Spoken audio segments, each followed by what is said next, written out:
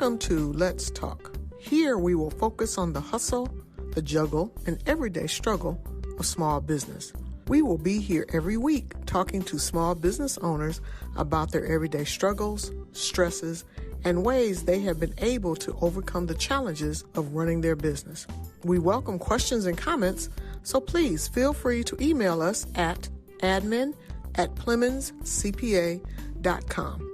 We hope you enjoy, and above all, we hope it helps. Well, welcome, and thank you so much for joining us today on the hustle, juggle, and struggle of small business. I am your co-host today, Thalia Williams. We have an exciting show for you. We're going to be talking about components of the Power Five. Today we have as our main host, Chris Hall from Pontum Financial, and also Daniel Castellanos. Perfect. From BB&T, now Truist. Thank you, gentlemen, for joining us. Absolutely. Thanks for having us. Thank you. All right, Chris, take it away. Well, thanks for inviting us back. So we've done several different podcasts and different things about the Power Five and a couple different classes actually. And it's really starting to come together. So we had this idea in our head, and thank you, Thalia. Always, I got to say thank you to you for naming it because it didn't have a name. It was just a group of professionals that I think every business owner should have in their wheelhouse or in their dugout, so to speak. The lender and the banker are two of the most important components that you can have in that group. So we were really happy that Daniel Castellanos could join us today, because I know I've sent clients to you in the past and you've taken really good care of them. So it's important for people to understand what this component of your Power Five really helps out with. So, and it hasn't been any more in your face, I guess, to speak than it has over the last 6 months, whenever people have had such an issue with the coronavirus and everything going on in the world. So thanks for joining us, Daniel. My pleasure. My pleasure to be here. It was after my first opportunity to be part of a podcast. So I hope I do well and represent our Power Five team. I think Absolutely. you will. No problems. Well, why don't you start off by telling us a little bit about yourself? Thank you very much. Again, my name is Daniel Castellanos. I'm a vice president and branch leader for BB&T, now Truist, here in San Antonio. My office is right there at the Colonnade building at Wurzbach and I-10. I've been in banking for about 32 some odd years now, and with BB&T ever since BB&T moved into San Antonio specifically. And so very excited to be here and kind of giving my thoughts on what and what it is I do on a daily basis to support our business owners. So appreciate the opportunity to introduce myself. Absolutely. Well, and I think I originally met you at one of the classes that David Plemons was putting on at his office for small business owners. Mm-hmm. And I mean, you sat through my entire presentation. I would really appreciate that. And it was fantastic to hear some of the different things that you do in your line of business. Mm-hmm. So can you tell the people a little bit more about that so they know exactly kind of what specific areas that you like to focus on and where you think you can help out business owners the most? Yeah, absolutely. Well, first, I definitely want to recognize the great bank it is that I work for with Truist Bank. We're actually headquartered in Charlotte, North Carolina. We're the sixth largest financial institution in the United States with almost $500 billion in assets. So we're very proud about that. But what I like about Truist is really that we're a purpose-driven financial services company committed to inspire and build better lives in communities. That is what really drives us on a daily basis. And that's what, when we're thinking about our clients, that's what inspires us to do what we're doing.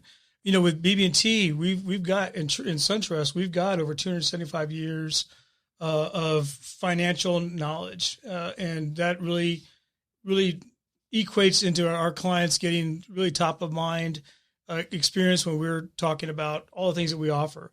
When we talk about our opportunities for our clients, we're looking at it from, not just on the business side, but them as individuals. So what are they looking for in their bank? Does their bank understand how to support them with a deposit need, a loan need, an investment need, an insurance need? And so those are just some of the things that we work on to help support our clients. So very looking forward to the opportunity to express more. Yeah. Well, and so you mentioned sixth largest. That's fascinating, because with the five other largest, I can probably name off a few on one hand, but I know business owners that have dealt with those businesses in the past. Mm-hmm. And I don't think you ever really get a banker that does those things where you keep the client top of mind. So that's imperative. Can you tell us maybe a little bit more about how you focus on that aspect of keeping the client in mind, at top of mind? Absolutely. What we have at Truist is what we call our financial insights. And really what we're doing with all of our, specifically our business clients, we're looking at trying to understand how best to support them. What is our client's priority? And what's the order of those priorities that they have?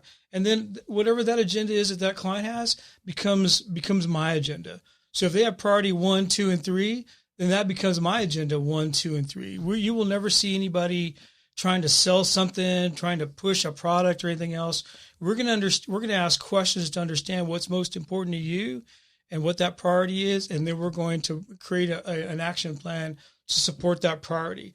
And that might be items like just inquiring. First of all, just inquire on your business.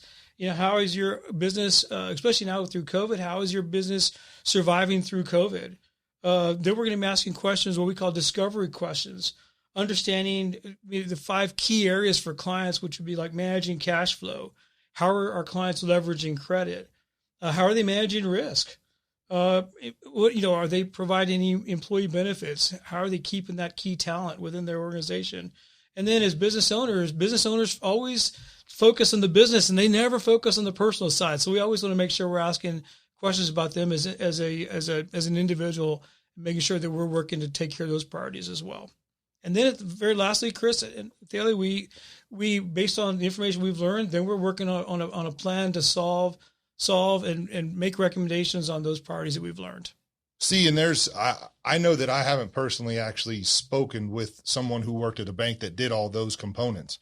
So it sounds reminiscent, if you probably will, Thalia, about the Power 5. So those are all different components where you need to make sure that if you have all those professionals in one box or at one place, that's great. But if you don't, you need to make sure that they're all collaborating. So that, I would imagine, eliminates a lot of the headache. And I would imagine that you don't have a lot of clients that, or you have a lot of clients that say, I've never really experienced something like this before, because most bankers probably don't ask those questions. They don't run through the due diligence, and you dealing with a lot of clients have the ability to ask them, hey, is there anything else going on in your situation that might impact these? Because all those different topics that all have a dollar sign attached to them, they all tend to overlap and affect one another. So you really got to spend time digging and asking those questions to make sure that they are aware of all the different opportunities that are out there. Am I right? Oh, absolutely. My privilege and responsibility working for Truist is not to sit at my desk and wait for somebody to ring my doorbell and say, I need you to do this for me. That is not what it is that we're about. We're asking questions. Sometimes, I've sat down in many a business and asked questions that they're sometimes not even comfortable answering because they've not had anybody ask those questions before. And so that basically that information empowers me on how best to support them. I'm a really good listener, and I'm looking for ways to help identify maybe priorities that maybe sometimes unrealized needs. A lot of my clients have learned they've got what I call those blind spots.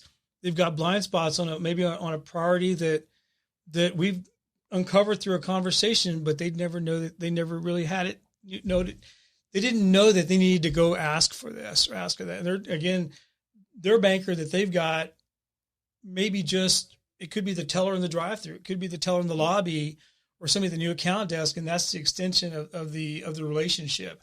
We want to do more at Truist. And that's a good segue, because relationship is critical in the dynamics and the questions that you ask and the answers that you get. That becomes the foundation for your relationship. And it also helps build the trust between the business owner and the banker, which is critical, because we found out through COVID that relationship can circumvent a lot of the red tape, circumvent a lot of the waiting, because you do have that relationship, and that banker is well tuned, well informed of what you have going on in your business already. When you can keep those lines of communication open, it's much easier to call someone. And when they have a list of 100 people that they have to call back, you're going to be at or close to the top of that list, because they know you as a person. They know what the call is going to be like. So, and they know that they don't have to go hunting around. There's not going to be a lot of legwork.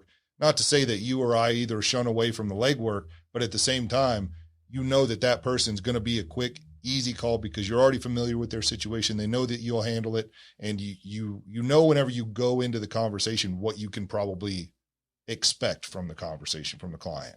So it's nice to be able to foresee what is going to be said during that exchange. So at least even with coronavirus, as much as possible. Absolutely. I mean, one of the first things that we're doing is when I sit down and having a what I call an introductory conversation, really to understand, again, my client. I mean, obviously we're doing our due diligence, doing our research on the internet and looking all we can learn about the company through their website and the information that we have. And then, I get to go into a business without any kind of plan other than getting to understand what's about them, what are their goals for their company. Maybe another question, maybe what are some of the challenges that they're facing? What are some of the headwinds that they're going into, especially right now with, as we're kind of, working through this pandemic, we ask questions about how are you zeroing in on your clients' behaviors? How have those behaviors changed? That's good. That's real good. Real good. Absolutely. Then looking at some of those changes, how are they affecting traffic flow? I think those are very important things. Examining your communication strategy. And then fourthly, you got to still drive sales. You've got to drive sales after a COVID environment. And really, I wrote down here notes for myself. I said, no matter how quickly your business adapts to COVID, your reboot is only as good as the sales it generates. So you've got to get after it. You've got to get after it. And you want to make sure that also, most importantly, you want to contact your clients as your customers. They may be waiting for that phone call from you to say, hey, I'm open for business. Come on over.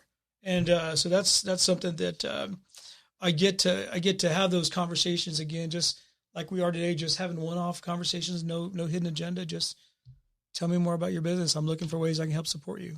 Well, and let's say that a client has that relationship and has had that relationship with you for an extended period of time.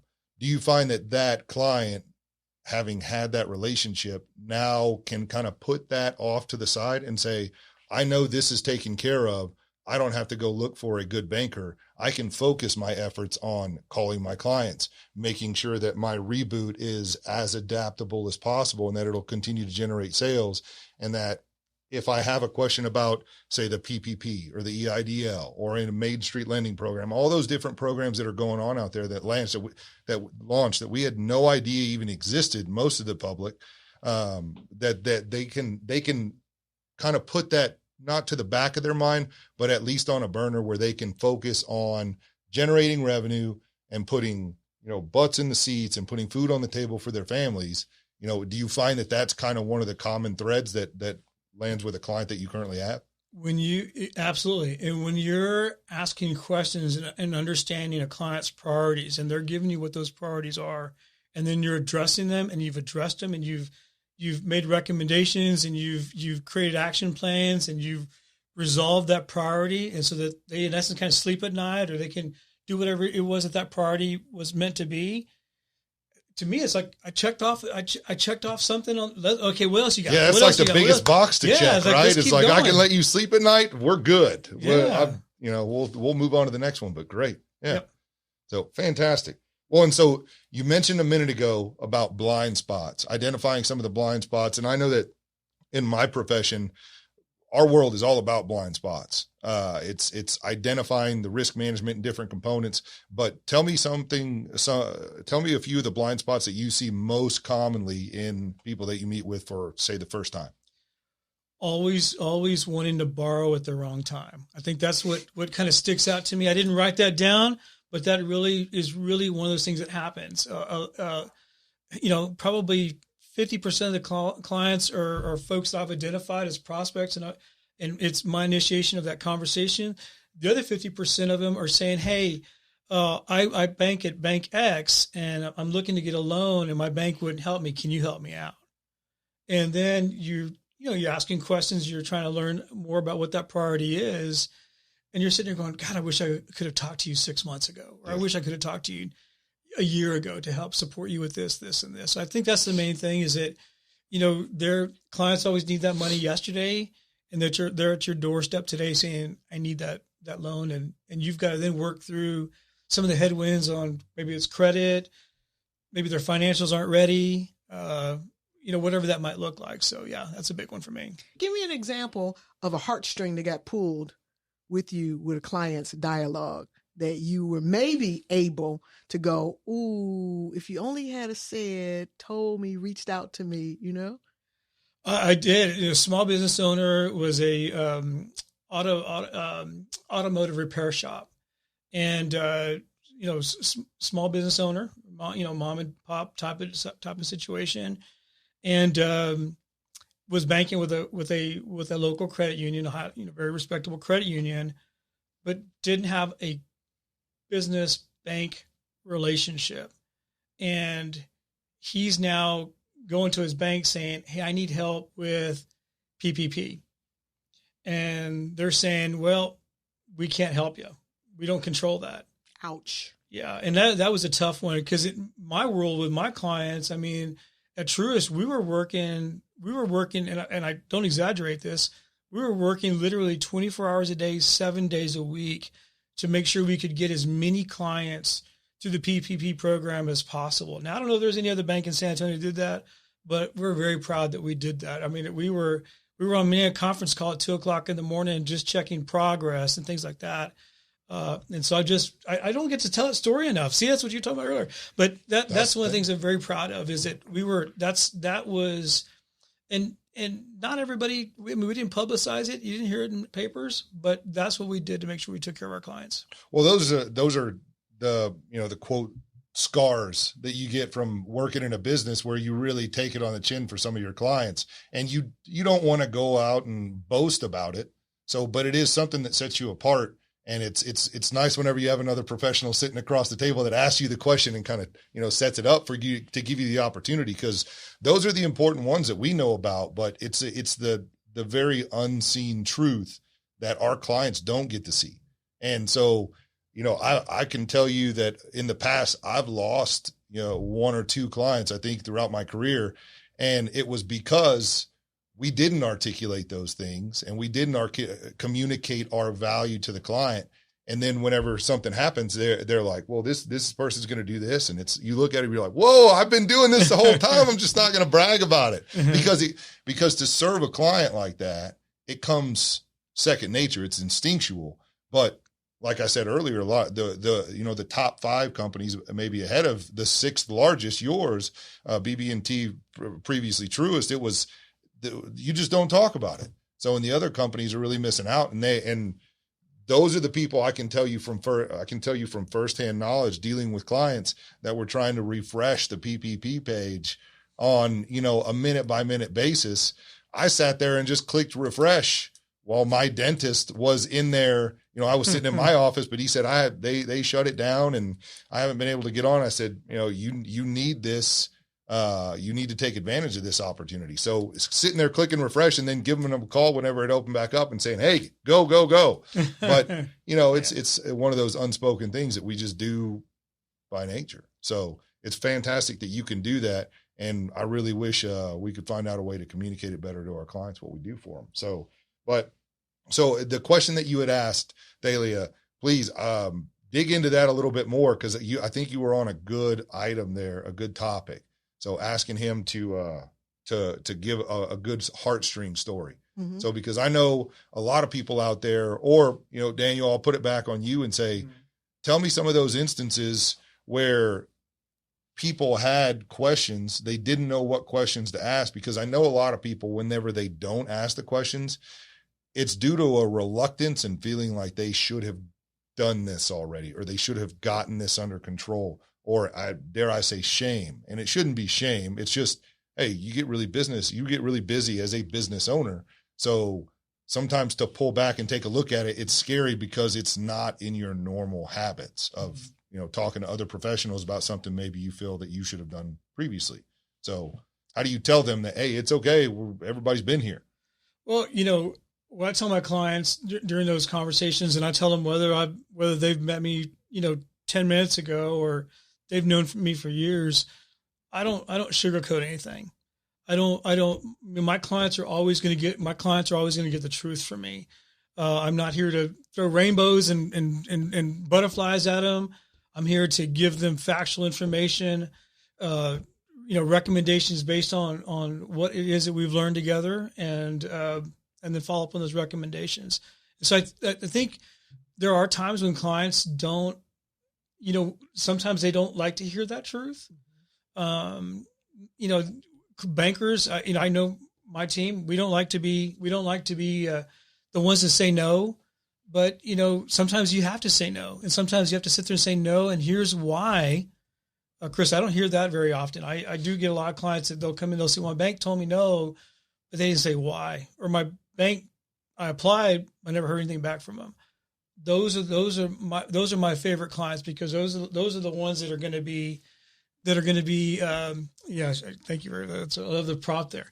But those are the ones that are going to be my best clients, because they know that they're going to get that truth and honest from me. And we're going to get together and figure out, how do we get to that next step? That's still a priority for you. Just because it means no today doesn't mean it's maybe no tomorrow.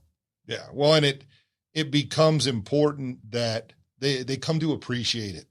So, because as a business owner, the more stuff gets sugar-coated on its delivery to you, the longer it's going to take to fix later. So if you have that up front, it's just like going into a doctor and a doctor telling you, hey, you should probably stop eating red meat, stop drinking, a 12-pack of beer every night, or in my case, a little bit of whiskey every now and then. So, and do something else to benefit your health. I don't want a doctor that's going to come in and tell me, hey, everything looks great with your business. If you ever need any more money, just come and talk to me. And then whenever the rubber meets the road, oh yeah, sorry, I probably should have let you know this a while back, but you're really overextended. That doesn't do anyone any good. So, and it really kind of puts the business owner out in the cold whenever they need the help the most. So let's talk about an example possibly of where you had someone that came to you from another institution and everything was kind of in shambles, so to speak. Mm-hmm. And how was BB&T, now Truist, able to assist them, or at least right the ship? The ship was almost turned upside down. How were you able to right the ship? Absolutely. Matter of fact, this just happened just Friday at one of my clients that I've worked with in the past. Brought me brought me a referral. Mm-hmm. He and this business owner came in and said, look, this business needs help. This was a construction company, and they'd been with another financial, very well-known local bank here in San Antonio for probably a little bit more than a decade. Had been doing very, very well, had multiple deposit accounts. I mean, every kind of deposit account you could think of, but no loan relationship, nothing to help support them from a growth standpoint. It was basically just a transaction. And I mean, I was surprised to learn that this company, who was doing very, very well, had no relationship. The relationship was with the teller in the drive-through. And so, that was an opportunity for me to ask questions. And then again, they're coming to me because they have a priority. They're thinking about me and not their bank. And I want to make sure that never happens with my clients, where my clients are sitting there going, well, let me go somewhere else because Daniel's never brought this up. That's not how it's going to work. And so as a result of that fact-finding conversation we just had Friday, I mean, we've identified that there's lending priorities that the company has for heavy equipment and things like that. So we'll be able to help support that growth that they're seeing right now. They've got a large group of employees that are not getting any benefits. So we'll be able to help that construction company with benefits for their employees. Insurance to help again, when you think about insurance for their fleet of vehicles and things like that, those are things that we're going to be able to help support them with. So, I mean, there are a number of financial solutions that we'll be able to provide them to really maybe simplify their life, help them grow their business, and make sure that they're protected. And that made you feel good in the sense that you were able to utilize the personable skills that you have, as well as the skills that BB&T Now Truist was able to say, hey, these are the things that we use, the methodology, the processes that we use to uncover to assist you in better understanding your business and grow your business as well. Absolutely. We have what we call our financial insights, and it's really, it's about a 45-minute conversation where we really get into the weeds with our clients from a deposit strategy, from a how are they borrowing, how are they, from employee standpoint, how are they keeping that key talent, and then from an insurance strategy, how are they protecting themselves, on the business and personal side. That concludes our conversation for the Power 5 Banker Part 1. We're going to pick up our conversation next week with Daniel and Chris. Chris Hall is a partner with Pontum Financial and offers securities and investment products and services through Waddell & Reed Incorporated, WRI, member FINRA/SIPC. Pontum Financial is a separate entity from WRI. Waddell & Reed is not affiliated with David C. Plemons, CPA. Waddell & Reed financial advisors are able to offer insurance products through arrangements Waddell & Reed has made with outside insurance companies. The information presented on this podcast is solely for informational purposes and is not to be construed as an offer to sell or the solicitation of an offer to buy any financial product or service mentioned. Any opinions expressed are those of Chris Hall and are subject to change based on market and other conditions. For more detailed information regarding any of the topics discussed on today's podcast, please call 210-625-4845 or visit pontumfinancial.com. Waddell & Reed does not offer tax or legal advice. Please consult with a professional prior to making any financial decisions. For more information about any of our guests, or if you have questions and comments, please email us at admin@PlemonsCPA.com. And don't forget to check out our website, PlemonsCPA.com, for upcoming events and workshops in San Antonio. David B Plemons, CPA, Inc. is providing this podcast as a public service, but it is neither a legal interpretation nor a statement of David B Plemons, CPA, Inc. policy. Reference to any specific product or entity does not constitute an endorsement or recommendation by David B Plemons, CPA, Inc. The views expressed by guests are their own, and their appearance on the Hustle, Juggle, and Struggle of Small Business podcast does not imply an endorsement of them or their concepts or any entity they represent. Views and opinions expressed by David B Plemons, CPA, Inc. employees are those of the employees and do not necessarily reflect the views of David B Plemons, CPA, Inc. or any of its officials. You should always consult your own investment advisors, attorneys, and accountants before making any decisions concerning your financial matters. If you have any questions about this disclaimer, please contact our office.